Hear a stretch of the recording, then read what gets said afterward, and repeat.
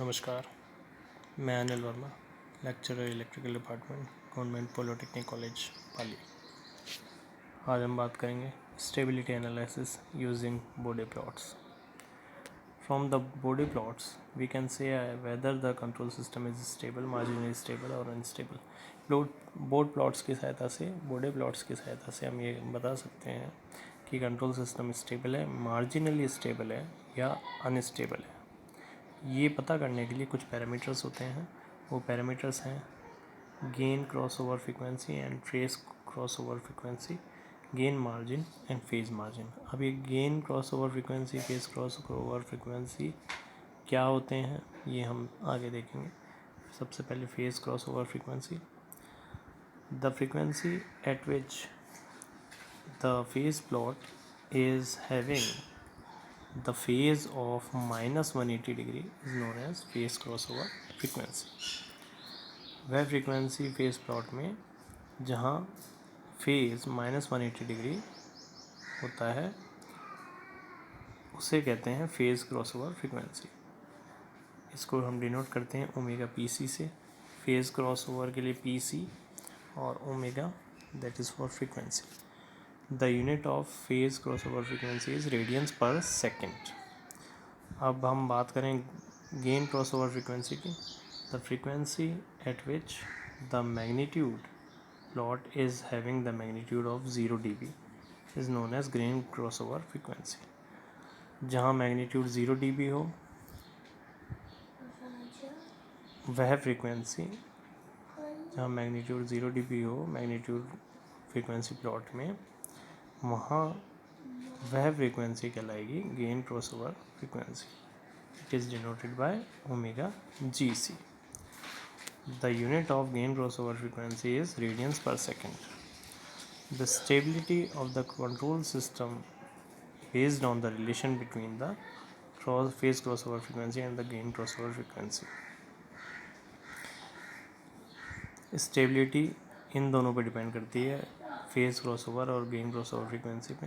कैसे ये देखते हैं। If the phase crossover frequency omega PC is greater than the gain crossover frequency then the control system is stable.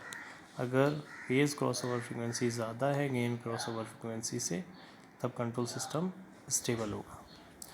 यदि phase crossover frequency और gain crossover frequency आपस में अगर बराबर हैं तो कंट्रोल सिस्टम मार्जिनली स्टेबल होगा।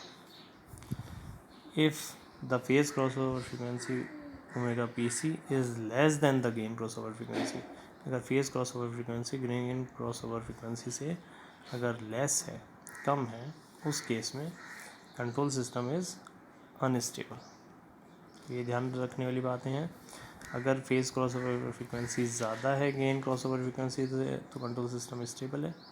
अगर दोनों बराबर हैं तो मार्जिनली स्टेबल है। और अगर फेज क्रॉसओवर फ्रीक्वेंसी अगर कम रह गई और गेन क्रॉसओवर फ्रीक्वेंसी ज़्यादा है उस केस में सिस्टम अनस्टेबल है। यानी फेज क्रॉसओवर फ्रीक्वेंसी ज़्यादा होनी चाहिए for the system to be stable. अब हम बात करें गेन मार्जिन और फेज मार्जिन की। Gain margin is equal to negative of the magnitude in dB at phase crossover frequency. GM is equals to 20 log 1/MPC which is equals to 20 log MPC, where here MPC is equals to is the magnitude at phase crossover frequency। MPC वह मान है magnitude का जहाँ phase crossover frequency होगी। The unit of gain margin is dB। Gain margin का मात्रक यानी unit होगी dB में। सूत्र गेन मार्जिन का है ये ऊपर वाला। ये फेज मार्जिन की अगर हम बात करें, फेज मार्जिन के लिए फॉर्मूला सिंपल सा है, PM is equals to 180 plus 5GC। 5GC is the phase angle at gain crossover frequency. Gain crossover frequency पर जो फेज एंगल होगा वो होगा 5GC। Unit of phase margin is in degrees.